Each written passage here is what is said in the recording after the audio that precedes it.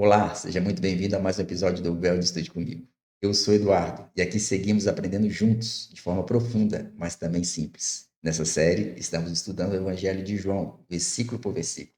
E hoje vamos iniciar a leitura do capítulo 1 de João e vamos do verso 1 até o verso 18.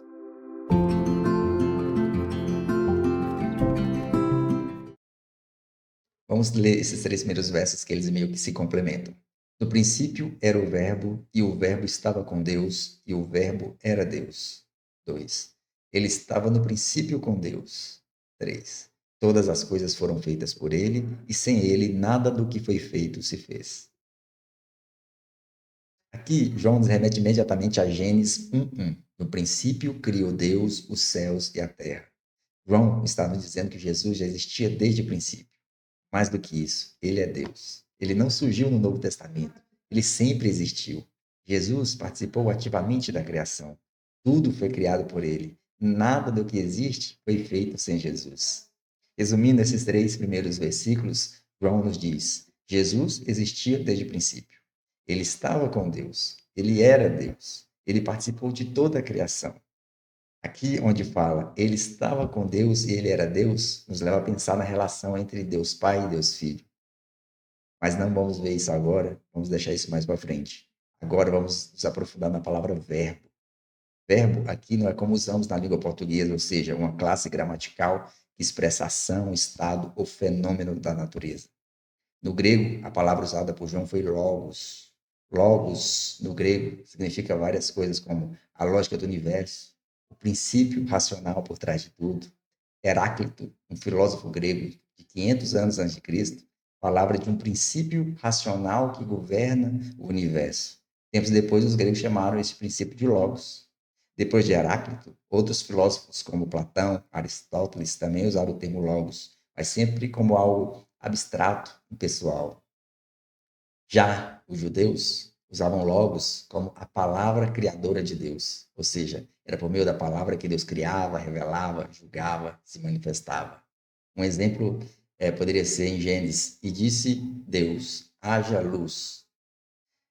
Você pode ver que em outras traduções, no lugar de verbo, está a palavra, né? Ou seja, para os judeus, logos era a palavra de Deus. Já para os gregos, logos era a lógica do universo. Então, entende como isso é profundo. É como se João estivesse falando: gregos, vocês conhecem essa força abstrata, essa razão que sustenta tudo. Judeus, vocês conhecem essa palavra poderosa de Deus? Pois bem, esse Logos agora tem nome, tem rosto, tem coração, e se fez carne e caminhou entre nós. 4. Nele estava a vida, e a vida era a luz dos homens. Vamos entender a palavra vida aqui. No original grego, a palavra usada foi zoe, e ela não se refere à vida biológica como respirar ou simplesmente existir. Zoe é usado na Bíblia para descrever vida plena, vida eterna, a própria essência da existência. Então, podemos entender esse trecho. Nele estava a vida, assim. Em Jesus está a vida verdadeira. Em Jesus está a vida eterna. Em Jesus está a essência da existência. Logo depois, João diz: e a vida era a luz dos homens. Vamos lembrar que na Bíblia a luz representa clareza espiritual, direção, revelação, presença de Deus, verdade. Então, aqui entendemos que Jesus é a direção dos homens. Jesus é a presença de Deus entre os homens. 5. E a luz resplandece nas trevas, e as trevas não a compreenderam. A luz de Jesus brilha mesmo em meio ao pecado, ao ódio, à dor, ao caos. Ela resplandece sobre as trevas, ou seja, nada pode ofuscar sua força. E sobre essa frase, as trevas não a compreenderam, no grego essa frase pode ter dois significados. O primeiro seria não compreenderam, ou seja, não entenderam, não reconheceram a luz de Cristo. A segunda seria não dominaram, ou seja, as trevas nunca conseguiram vencer ou apagar essa luz. Ambas as ideias são verdadeiras. A luz de Jesus continua brilhando e ela não pode ser vencida nem ignorada. 6. Houve um homem enviado de Deus cujo nome era João. Aqui não é o João do Evangelho, aqui estamos falando de João Batista, tá? Só para ficar claro. 7. Este veio para testemunho, para que testificasse da luz, para que todos crescem por ele. A palavra testificasse pode soar estranha hoje em dia, né? Parece mais jurídica ou formal, mas no texto bíblico ela vem do grego, marturel, que significa dar testemunho com a própria vida. Ser uma testemunha que declara algo que viu, ouviu, conhece profundamente. Então, escuta, João veio para dar testemunho da luz, ou seja, para apontar claramente quem é Jesus. Ele foi como uma testemunha ocular que diz: Ei, ele está chegando, prepare-se. E tudo isso tinha um propósito, que todos crescem por meio do testemunho dele. 8. Não era ele a luz, mas para que testificasse da luz. Vamos ler o 9 também. Ali estava a luz verdadeira, que ilumina todo homem que vem ao mundo. João está nos dizendo que Jesus é a luz verdadeira, não apenas uma luz qualquer, mas a única, autêntica, definitiva. Essa luz revela quem é Deus, mostra o caminho, confronta o pecado e alcança todo ser humano. A frase que ilumina a todo homem mostra que essa luz é universal. Ela não exclui ninguém, ela brilha para todos, mas nem todos a reconhecem. A expressão quem vem ao mundo pode ser entendida como todo ser humano que nasce, ou seja, a luz de Cristo está disponível desde o início. Grava isso. Jesus não é uma luz qualquer. Ele é a luz verdadeira. E essa luz não veio para um grupo específico. Ela ilumina todo ser humano. Só que para enxergar essa luz, a gente precisa abrir o olho. 10. Estava no mundo e o mundo foi feito por ele e o mundo não o conheceu. Aqui João aprofunda o contraste entre quem Jesus é e como ele foi recebido. Ele estava no mundo, ou seja, veio habitar entre nós, esteve presente fisicamente, de forma real. Aí ele fala: o mundo foi feito por ele. João reforça que Jesus é o Criador, o agente da criação. Mas o mundo não o conheceu. Apesar de tudo, as pessoas não o reconheceram, não acolheram, não perceberam quem ele era. Isso mostra o quanto a humanidade pode estar cega espiritualmente, mesmo diante da própria luz. Pensa comigo, às vezes a gente acha que se Jesus viesse pessoalmente, acreditaria na hora. Mas João está dizendo que, mesmo com Jesus presente, ensinando, curando, andando entre as pessoas, muitos não o reconheceram. Cara, leva isso com você. Muitas vezes a gente pode estar tão distraído, tão preso à rotina ou à nossa visão do mundo, que não enxergamos a presença de Deus bem na nossa frente. 11. Veio para o que era seu e os seus não o receberam. Essa frase é carregada de tristeza e significado. Veio para o que era seu. Jesus veio para o seu povo, judeus, a nação que foi preparada ao longo da história para receber o Messias. E os seus não o receberam. O povo que tinha as profecias, a lei, os sinais, rejeitou aquele que era o cumprimento de tudo. Eles estavam esperando o Messias, mas quando ele veio, não aceitaram. Esperavam um líder político ou guerreiro e não reconheceram a humildade, a luz e o amor de Jesus. Guarda isso.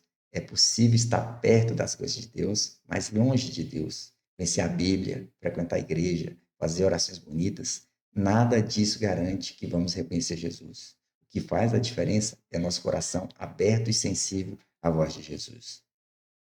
12. Mas a todos quantos o receberam, deu-lhes o poder de serem feitos filhos de Deus, aos que creem no seu nome. Esse versículo começa com mas, que mostra um contraste direto com o versículo anterior. Muitos rejeitaram Jesus, mas aqueles que o receberam foram transformados por completo. Receber aqui não é apenas simpatizar com Jesus, é acolher quem ele é de verdade, crer, confiar, entregar a vida a ele. E quem recebe, Jesus dá o poder, a autoridade, o direito de se tornar filho de Deus. Jesus dá o poder. No grego, a palavra usada foi exousia, que significa autoridade legal, direito legítimo. Ou seja, não é só uma mudança emocional, é uma mudança de identidade espiritual e eterna.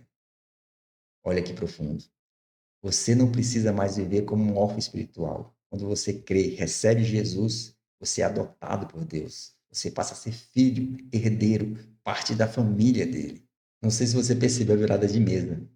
Você vai receber autoridade, direito legal para isso acontecer. Cara, isso muda tudo. Você não é só mais uma criatura perdida no mundo. Você pode ser filho de Deus.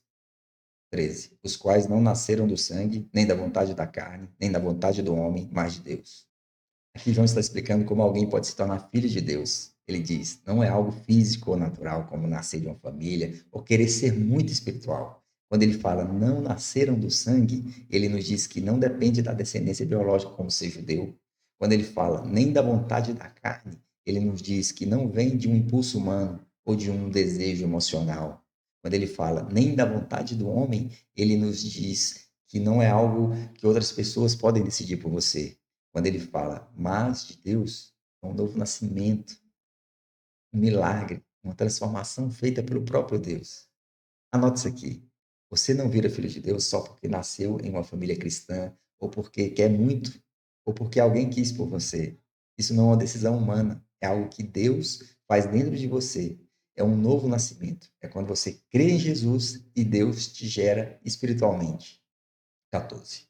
E o Verbo se fez carne e habitou entre nós, cheio de graça e de verdade. E vimos a sua glória, glória como o unigênito do Pai. Essa é uma das declarações mais profundas e revolucionárias de toda a Bíblia. O Verbo se fez carne. O Logos eterno que estava com Deus e era Deus, assumiu a natureza humana. Deus não apenas falou conosco, ele veio até nós. Isso é o que chamamos de encarnação. Deus se tornando homem. Nesse versículo tem essa frase, e habitou entre nós. No original grego, a palavra usada foi exnossen. Pode ser que meu grego a pronúncia tenha saído errada, mas que significa literalmente armou a tenda. Escuta isso. Jesus armou a tenda entre nós. Você se lembra que no Antigo Testamento tinha uma tenda que era chamada de tabernáculo, que era o lugar onde Deus habitava no meio do povo do deserto? Cara, olha a profundidade. Jesus é agora o novo tabernáculo, lugar onde Deus habita com os homens. Ele veio cheio de graça e de verdade. Seguindo nesse versículo, João fala: e vimos a sua glória. João está dizendo: nós vimos quem ele é de verdade. A glória de Deus revela de forma visível, mas não uma glória qualquer. A glória do Filho unigênito do Pai. Se você não entendeu nada desse versículo, entende isso. O Verbo eterno, o Logos, se fez carne. Deus se tornou humano. Ele não ficou só mandando mensagem do céu. Ele veio, habitou e tocou. E o que a gente viu foi graça e verdade ao mesmo tempo. Quando a gente olha para Jesus, a gente vê a glória de Deus. 15. João testificou dele e clamou, dizendo: este é aquele de quem eu dizia: o que vem depois de mim é antes de mim, porque foi primeiro do que eu. João Batista está dizendo com clareza: Jesus é eterno. Mesmo nascendo depois dele, Jesus já existia desde sempre. Ele é maior, ele é antes de tudo, ele é Deus. Guarda isso aqui. João nos mostra a humildade e discernimento. Ele reconhece que, apesar de ter vindo primeiro no tempo, Jesus sempre existiu. A grandeza espiritual começa quando entendemos que tudo começa e termina em Cristo. 16. E todos nós recebemos também da sua plenitude e graça sobre graça. João está dizendo que tudo o que recebemos vem da plenitude de Cristo. Ele é a fonte inesgotável de vida, amor, verdade e misericórdia. Dessa plenitude, ele nos dá graça e mais graça. A palavra plenitude no grego é pleroma, significa totalidade, aquele que está completamente cheio. Ou seja, Cristo não tem apenas um pouco de graça. Ele é a fonte inesgotável de tudo que precisamos: vida, verdade, amor, misericórdia. E nessa segunda parte do versículo ele fala graça sobre graça. É como ondas no mar, uma após a outra. Olha a profundidade disso. É como João dissesse: você achou que tinha recebido muito? Tem mais. E depois tem mais e mais. Cara, isso significa que a gente nunca vai esgotar a misericórdia de Deus. Você caiu, tem graça. Você se perdeu, tem mais graça. Você está fraco, tem outra dose de graça. Porque a lei foi dada por Moisés, a graça e a verdade vieram por Jesus Cristo. João mostra aqui o contraste entre lei e a graça. A lei veio por Moisés. Moisés foi o mediador da antiga aliança, recebendo os mandamentos do Monte Sinai. A lei era boa e justa, revelava o caráter de Deus e mostrava o que era pecado. Mas ela não podia salvar, só mostrar o padrão de Deus e revelar que o ser humano não conseguia alcançá-la por si mesmo. Graça e a verdade vieram por Jesus. Jesus não veio contra a lei, mas para cumpri-la completamente. Ele traz o que a lei não podia dar: graça para perdoar, verdade para transformar. A graça é o favor imerecido, o amor de Deus derramando mesmo quando a gente não merece. A verdade é a revelação completa de quem Deus é. E essa verdade não é apenas falada, mas encarnada em Jesus. Se você for guardar só uma coisa, guarda isso. A lei te diz o que fazer. Jesus te dá força para viver. A lei te mostra que você caiu. Jesus te levanta com graça e restaura com verdade. Com Moisés, a montanha tremia. Com Jesus, o véu se rasga e você tem acesso direito ao Pai. Jesus não veio com metade de graça, metade de verdade. Ele veio cheio das duas. Ele é o equilíbrio perfeito entre amor e verdade, perdão e direção.